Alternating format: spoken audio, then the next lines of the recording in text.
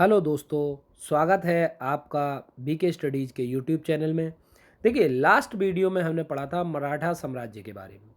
तो मराठा साम्राज्य में जब अधिकार साहू जी के पास आ गया था, तो साहू जी ने पेशवा के पद पर बालाजी विश्वनाथ को पेशवा के रूप में नियुक्त किया। यहाँ से पेशवा जो है मराठा साम्राज्य की नई शक्ति के रूप में उभरे। तो आज के वीडियो में हम पढ़ने वाले हैं बालाजी विश्वनाथ के बारे में, साथ ही उनके पुत्र बाजीराव प्रथम के बारे में और उनकी कहानी यानी बाजीराव मस्तानी के बारे में आज डिटेल से पढ़ेंगे। तो आइए शुरू करते हैं मराठा साम्राज्य में पेशवा।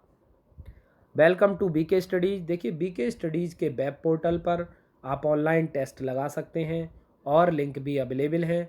साथ ही आप वहां जाकर हमारे मोबाइल ऐप डाउनलोड कर सकते हैं और मोबाइल ऐप के ज़रिए आप ट्विटर, व्हाट्सएप, फेसबुक सारे लिंक करके पीडीएफ प्राप्त कर सकते हैं। आइए शुरू करते हैं। पेशवाओं के अधीन मराठा साम्राज्य। देखिए, बात करते हैं पेशवाओं के अधीन, तो हम जानते हैं कि जो 1707 में बालाजी विश्वनाथ को सेना कर्ते के पद पर करा गया, लेकिन सेना कर्ते के पद पर इन्होंने कार्य किया। उसके बाद 1713 में इन्हें पेशवा बनाया गया। तो 1713 से 1720 तक ये पेशवा के पद पर बने रहे। देखिए, चर्चा करते हैं इनके विस्तार से। तो आप देख सकते हैं पेशवा बालाजी विश्वनाथ। तो देखिए, बालाजी विश्वनाथ एक ब्राह्मण थे। बालाजी विश्वनाथ ने अपना राजनीतिक जीवन एक छोटे राजस्व अधिकारी या हम जिसे कह सकते हैं लेखा जोखा करने वाला, और लेखा जोखा जो हमारे यहाँ करता है उसे क्या कहते हैं? लेखपाल। याद रखेंगे, ब्रिटिश काल में भी बहुत से लोग इसमें कंफ्यूज हो जाते हैं कि ब्रिटिश काल में भी लेखपाल पद का सेम नाम था। तो जो नाम है वो लेखपाल पद ब्रिटिश काल से ही चला आ रहा है। ठीक है। राजनीतिक जीवन 1699 से 1708, तो 1708 तक धनाजी यादव की सेवा में रहे। अब धनाजी यादव की जब मृत्यु हो जाती है तो उसके बाद उनके पुत्र चंद्रसेन, तो दो नाम याद रखेंगे ये किस किस की सेवा में रहे। एक तो धनाजी जाधव, कई जगह जाधव मिलेगा और कई जगह यादव मिलेगा, तो धनाजी जाधव, और दूसरी जगह उनके पुत्र चंद्रसेन। ठीक है। अब चंद्रसेन के उसमें रहे। उसके बाद शिवाजी के पौत्र यानी कि साहू जी ने इन्हें सेना करते पद दिया। कब? 1708 में। तो याद रखेंगे 1708 में इन्हें सेना करते का पद मिला। बालाजी विश्वनाथ की सबसे बड़ी उपलब्धि मुगलों और मराठों के मध्य एक स्थायी समझौते की व्यवस्था थी, जिसमें दोनों पक्षों के अधिकार और प्रभाव क्षेत्र की विधिवत व्यवस्था की। बालाजी विश्वनाथ को सम्राट निर्माता भी कहा जाता है। इन्हें जैसे सम्राट निर्माता की उपाधि दी गई थी कि ये सम्राट बनाने में इनका मुख्य योगदान। उसने मुगलों की राजधानी में एक बड़ी सेना भेजकर सैयद बंधुओं की सहायता की। साथ ही इन्होंने सैयद बंधुओं को, हम जानते हैं सैयद बंधुओं ने लगभग 4 राजाओं को अपनी उंगलियों पर या अपने अकॉर्डिंग बनाया, तो जो किंग बंधु के नाम से फेमस थे। बाद में बताया था मैंने अवध प्रशासन में कि उनकी मृत्यु में सादत अली खां के षड्यंत्र के कारण कैसे उनकी मृत्यु हुई थी, जिसमें बंगाल के नवाब सब शामिल थे। तो वो चीज़ें जब मैंने आपको पढ़ाई थी हिस्ट्री के पोर्शन में, वहाँ आपने पिछले वीडियो देखोगे तो ये सारे लिंक मिल जाएंगे। अब सैयद बंधुओं से आज से सैयद हसन अली खान बरहा जे 1666 से 1722 और सैयद अब्दुल्ला 1668 से 1720 नामक दो भाइयों से है, जो मुग़ल इतिहास में किंग मेकर। देखिए, जब मैं उत्तर मुग़ल काल शुरू करूँगा तो उसमें इन चीज़ों को पढ़ाया जाएगा। ठीक है। अब आते हैं, इतिहासकार टोपल ने मुग़ल सूबेदार हुसैन अली और बालाजी विश्वनाथ 1719 में हुई संधि को मराठा साम्राज्य में मैग्ना कार्टा की संज्ञा दी है। तो जो 1719 में इनकी संधि हुई थी किस किस के बीच में? टोपल के मुग़ल सूबेदार हुसैन अली और बालाजी विश्वनाथ, तो यही है मराठा साम्राज्य के मैग्ना कार्टा। तो कभी क्वेश्चन आ जाए मराठा साम्राज्य का मैग्ना कार्टा तो कौन सी संधि है, तो यह है टोपल के और टोपल में सूबेदार हुसैन अली खां और बालाजी विश्वनाथ। अब आते हैं बाजीराव प्रथम। देखिए इनके बारे में जितना कहा जाए कम। कहा जाता है इन्होंने 40 या कई जगह तथ्यों में 41 मिलता है, कई जगह 40 से अधिक लड़ाइयाँ लड़ी और इन्होंने मराठा साम्राज्य का विस्तार दक्षिण भारत से उत्तर भारत की ओर भी किया। इन्होंने एक नारा दिया, मराठा की पताका कृष्णा से अटक तक। साथ ही साथ इन्हें एक प्रेम कहानी जिसे बाजीराव मस्तानी के नाम से जाना जाता है, तो वो चीज़ भी इनके लाइफ में आई। तो कैसे कैसे क्या रही, तो पहले जानते हैं इनके जीवन काल के बारे में, फिर जानेंगे इनकी प्रेम कहानी के बारे में। यहाँ पर बाजीराव और मस्तानी के चित्रों को दिखाया गया है। देखिए बालाजी विश्वनाथ की 1720 में मृत्यु के बाद उनके पुत्र बाजीराव प्रथम को साहू जी ने पेशवा नियुक्त किया। याद रखें, साहू जी ने इन्हें पेशवा नियुक्त किया। इन्होंने मराठों को नारा दिया था, मराठा की पताका कृष्णा से लेकर अटक तक। देखिए ये एक बहुत बड़ी पावर के रूप में उभरे थे। इनका धीरे धीरे आप कहानी पढ़ेंगे तो पूरा पूरा आपको समझ में आ जाएगा। बाजीराव प्रथम के पेशवा काल में मराठा शक्ति चरमोत्कर्ष पहुंच गई। सूकरखेड़ा, तो इनका जो पहली लड़ाई हुई थी वो हुई थी सूकरखेड़ा का युद्ध 1724। इस युद्ध में मराठों की मदद से निजामुल मुल्क ने दक्कन में मुगल सूबेदार मुबारिज खान को परास्त कर एक स्वतंत्र राज्य की। तो याद रखें, मराठों की मदद से निजामुल मुल्क, तो निजामुल मुल्क ने उस समय एक स्वतंत्र सत्ता स्थापित की थी। जब मैंने ये पढ़ाया था तो यहाँ पर मुबारिज खां को परास्त करके, तो इस बात का याद रखेंगे। पहला सूकरखेड़ा, दूसरा था पालखेड़ा। पालखेड़ा का युद्ध 1727। निजामुल मुल्क ने अपनी स्थिति मजबूत करने के बाद मराठा के विरुद्ध कार्रवाई शुरू कर दी। बाजीराव प्रथम ने 1728 में पालखेड़ा के युद्ध में निजामुल मुल्क को पराजित किया। तो याद रखेंगे। अगला आता है 1728 में ही निजामुल मुल्क बाजीराव के प्रथम के बीच एक मुंशी शिवगांव की संधि हुई। इसमें निजाम ने मराठाओं को चौथ और सरदेशमुखी देना स्वीकार किया। अब आता है मालवा विजय 1728। गिरधर बहादुर और बाजीराव प्रथम के बीच 1728 में अमझेरा का युद्ध हुआ। जगह याद रखेंगे, 1728 अमझेरा का, जो अंततः 1735 में जाकर समाप्त हुआ। याद रखेंगे, युद्ध चलता रहा और 1735 में समाप्त हुआ। इसमें बाजीराव की विजय हुई, ठीक है, और मालवा पर अधिकार हो गया। नेक्स्ट आता है बुंदेलखंड की विजय 1728। बाजीराव इस युद्ध में महाराजा छत्रसाल की ओर से लड़ने गए। महाराजा छत्रसाल ने इन्हें अपनी ओर से लड़ने का न्योता दिया, जिस कारण ये वहाँ लड़ने पहुँचे। और इसी युद्ध के कारण इन्हें अपनी एक पुत्री, कोई पुत्री कहता है, कोई नर्तकी कहता है, तो कई सारे चीज़ें हैं। इसको अगली कहानी में पढ़ाऊँगा अभी। मस्तानी और अपने राज्य का 1/3 साम्राज्य सौंप दिया। संभाजी ने 1731 में मराठों के खिलाफ, अब देखिए वहाँ पर साहू जी उतर गए थे, यानी कि साहू जी का देहांत हो जाता है, जिसके बाद संभाजी बनते हैं। अब संभाजी में मराठों के खिलाफ षड्यंत्र किया, जिससे बाजीराव ने विफल कर दिया। और 1731 में कौन सी संधि हुई? वारणा की संधि हुई। दिल्ली पर आक्रमण तथा भोपाल का युद्ध। अब देखिए इन्होंने 1731 में वारणा की संधि कर ली। अब भोपाल का युद्ध 1737 में बाजीराव प्रथम दिल्ली पहुँचे, तो वहाँ पर मोहम्मद शाह ने इनसे संधि। देखिए मोहम्मद शाह एक रंगीला बादशाह के रूप में जाना जाता है। अब मोहम्मद शाह युद्ध विद्युत से बहुत, जैसे ही ये वहाँ पहुँचे तो इन्हें क्या किया, इन्हें ने अपनी शर्त के अनुरूप इन्होंने कहा हम तुमसे युद्ध नहीं लड़ना चाहते, और मराठा ने जो मांगने का इन्हें 13 लाख रुपए सालाना और मालवा की सूबेदारी इन्हें दे दी। अब एक तरफ तो इन्हें सूबेदारी दे दी, उधर निजामों को मराठाओं को घेरने के लिए। तो यहाँ पर एक बहुत ही रोचक, देखिए बहुत ही रोचक घटना होती है कि जब ये दिल्ली से वापस लौट रहे थे तो यहाँ पर मराठा थे, इधर निजाम इन्हें घेरे हुए थे चारों ओर से।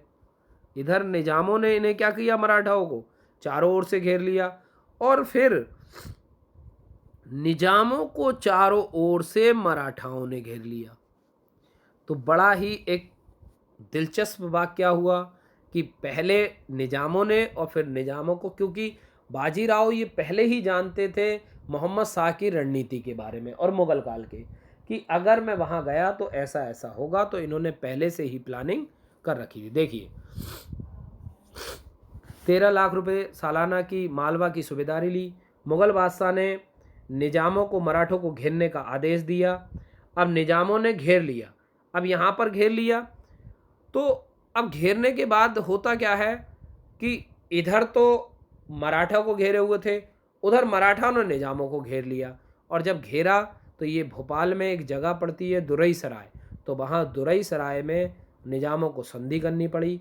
अब जो मुग़ल बादशाह इन्हें 13 लाख रुपए दे रहे थे, तो बालाजी इस बात से, यानी जो बाजीराव थे, इस बात से क्रोधित हुए। अब जो रकम थी 13 लाख, इन्होंने बढ़ाकर कितना कर दिया, 50 लाख, और मालवा का क्षेत्र, नर्मदा से चंबल तक का क्षेत्र भी ले लिया। अब आती है बसिन की संधि। 1739 ईस्वी में बाजीराव ने 1739 ईस्वी में बाजीराव ने प्रथम ने पुर्तगालियों से सालसेट और बसिन भी छीन लिया। देखिए, अब इनकी पावर इतनी बढ़ गई थी, इन्होंने मुग़लों को भी और इधर मुग़लों के अलावा पुर्तगालियों से भी पंगा ले लिया। यानी कहते हैं कि अब उनके में मामलों में भी हस्तक्षेप, उनसे सालसेट और बसिन छीन लिया।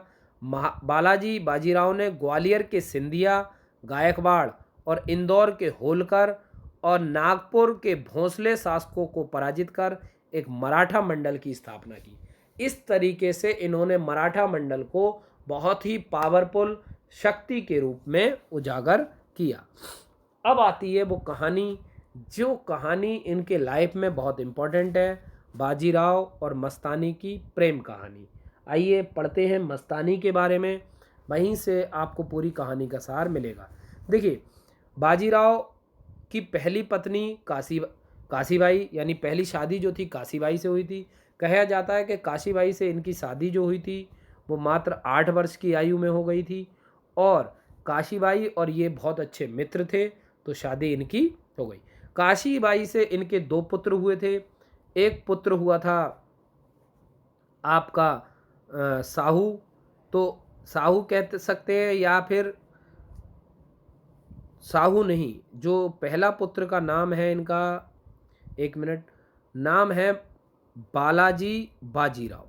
पहले पुत्र का नाम जो था बालाजी बाजीराव, बालाजी बाजीराव। तो याद रखें बालाजी क्यों, बालाजी इनके दादा का नाम और बाजीराव इनके पिता का नाम। तो बालाजी बाजीराव, जिन्हें दूसरे नाम नानाजी के नाम से भी जाना जाता था, और दूसरे पुत्र का नाम था रघुनाथ राव। दूसरे पुत्र का नाम था रघुनाथ राव, ठीक है। तो याद रखेंगे, काशीबाई से हुई, 2 जुड़वा बच्चे हुए। बाद में नाना साहब को साहू जी ने 1740 में नए पेशवा के रूप में नियुक्त किया।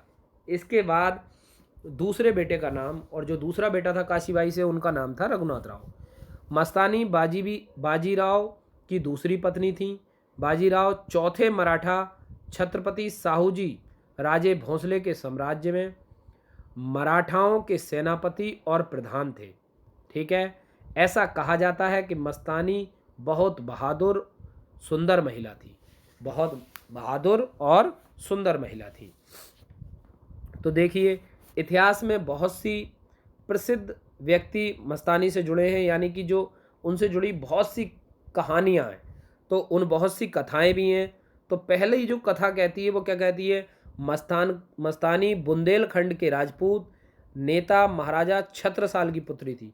देखिए, अगर बात करें यूपी SSSC ने एक परीक्षा में पूछा गया था कि मस्तानी किसकी पुत्री थी, तो वहाँ पर जो उत्तर दिया था महाराजा छत्रसाल।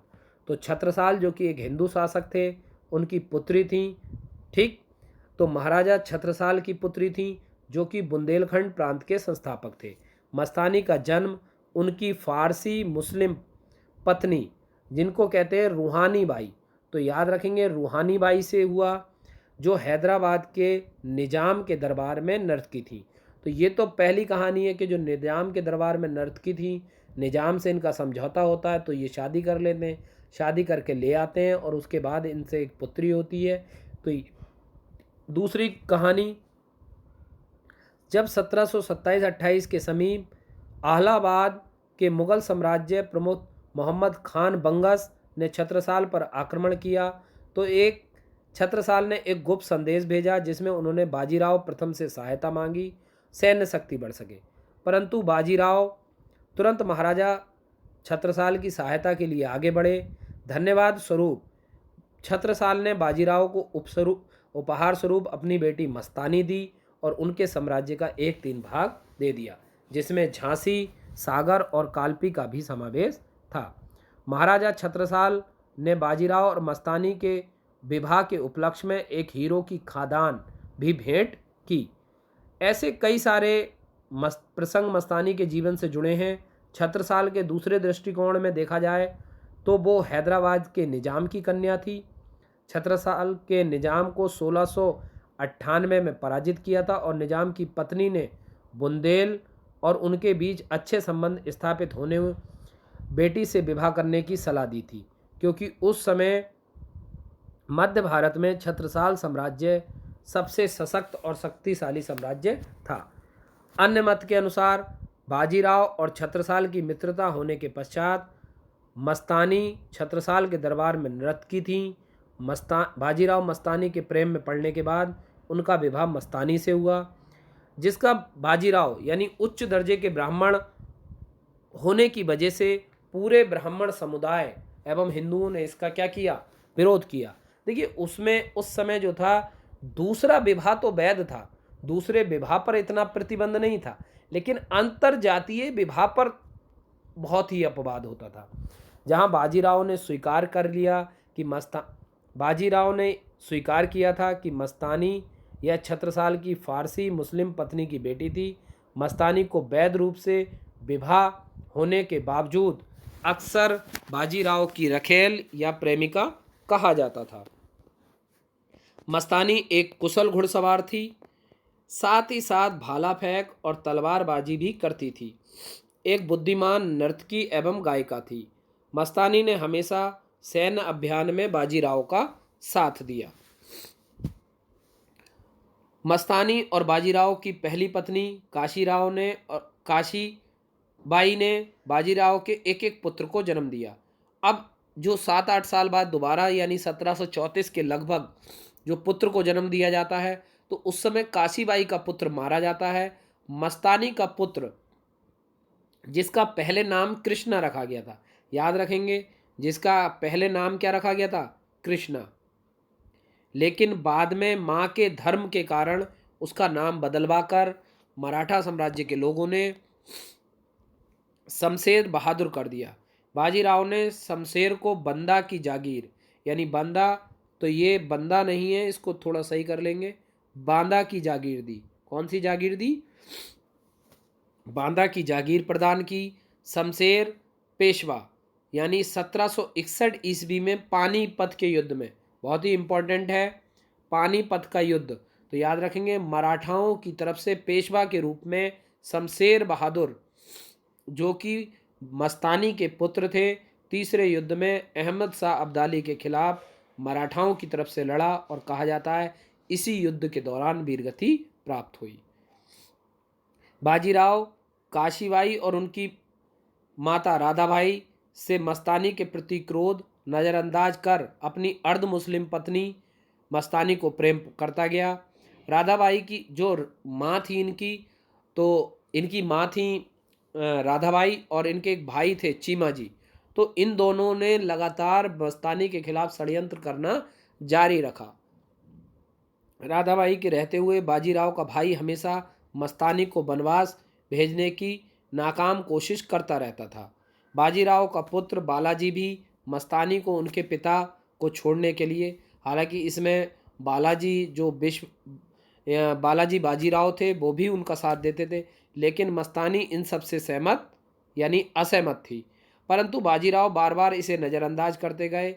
इसी का फ़ायदा उठाते हुए बालाजी ने मस्तानी को, जब बाजीराव अपने सैन्य अभियान में व्यस्त थे, तो कुछ समय के लिए घर में ही कैद करके रखा। बाद में कुछ समय पश्चात मस्तानी बाजीराव के साथ पुणे के शनिवार बाड़ा के पास राजमहल में रहने लगीं। याद रखें, शनिवार बाड़ा एक जगह है, पैलेस है, उसमें रहने लगीं। महल के उत्तर पूर्वी किनारों पर महल को मस्तानी महल और बाहरी द्वार को मस्तानी दरवाज़ा नाम दिया गया। बाजीराव के परिवार के मस्तानी के साथ दुर्व्यवहार के कारण बाद में बाजीराव ने मस्तानी के लिए 1734 में कोथरूड में एक अलग निवास बनाया, जो शनिवार बाड़ा से कुछ ही दूरी पर था। यह स्थान आज कर्वे रोड पर मृत्युंजय मंदिर के नाम से जाना जाता है, जहां कोथरूड के महल के टुकड़े टुकड़े कर दिए गए। वो आज भी राजा केलकर संग्रहालय के विशेष विभाग में देखा जा सकता है, परंतु इस संबंध में मस्तानी से जुड़े कोई सरकारी कागज बाजीराव के साम्राज्य में नहीं देते। मृत्यु 28 अप्रैल 1740 को खरकाओं की जमीन का निरीक्षण कर रहे थे, तब आकस्मिक बुखार की वजह से 39 वर्ष की आयु में हुई। तब काशीबाई, चिमाजी अप्पा जो इनके भाई थे, चिमाजी अप्पा और बालाजी यानी इनके पुत्र नाना साहब और मस्तानी भी खरकाओं आए थे। देखिए, कुछ लोग मानते हैं मस्तानी खरकाओं आए थे, कुछ लोग मानते हैं मस्तानी कैद थी, विष पीकर मरी, कुछ लोग मानते हैं कि मस्तानी ने इनके साथ सती हुई, कुछ लोग मानते हैं कि मस्तानी की हत्या कर दी गई।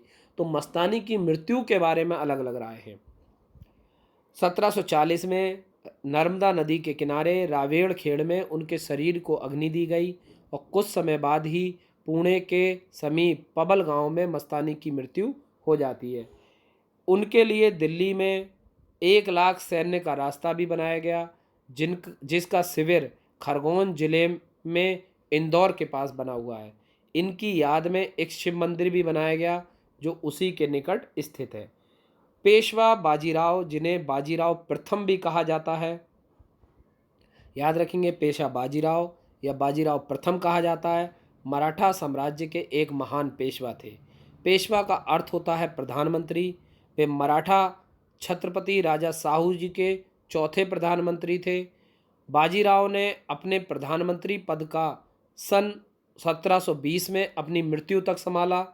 उनको बाजीराव बल्लाल भट्ट, याद रखेंगे, बाजीराव बल्लाल भट्ट और थोरल बाजीराव के नाम से भी जाना जाता है। याद रखेंगे, बल्लाल भट्ट और थोरल बाजीराव के नाम से भी जाना जाता है। बाजीराव प्रथम ने हिंदू पादशाही के आदर्शों के लिए प्रयत्न किया। बाजीराव प्रथम ने शिवाजी की गुरिल्ला युद्ध नीति को अपनाया। इन्होंने जीवन में कुल 41 लड़ाइयाँ लड़ी और सभी में विजित रहे। देखिए, इसी तरीके से हम लगातार आपके लिए वीडियो ला रहे हैं और लगातार आपका साथ हमें मिलता जा रहा है और भी लोग हमसे जुड़ रहे हैं। बड़ा अच्छा लगता है ये जानकर कि हमारा प्रयास लोगों तक पहुंच रहा है। तो आपसे भी यही है कि आप वीडियो को देखें, अंत तक देखें और जो प्रश्न पूछे जाते हैं उनके उत्तर देने के प्रयास करें। तो देखिए, आज का जो मेरा पहला प्रश्न है वो प्रश्न ये है कि बाजीराव मस्तानी के जीवन पर बनी फिल्म में रणवीर सिंह के साथ किस महिला एक्टर ने काम किया? पहला क्वेश्चन। दूसरा क्वेश्चन ये है, बाजीराव मस्तानी को कुल कितने पुरस्कार मिले और रणवीर सिंह और दीपिका को इसके लिए कौन कौन से पुरस्कार मिले? इनके बारे में आपको कमेंट बॉक्स में उत्तर देना है। उम्मीद है वीडियो आपको पसंद आया होगा। आप ऐसे ही अपना साथ हमारे साथ बनाए रखिए। शुक्रिया, धन्यवाद। आपका दिन शुभ रहे।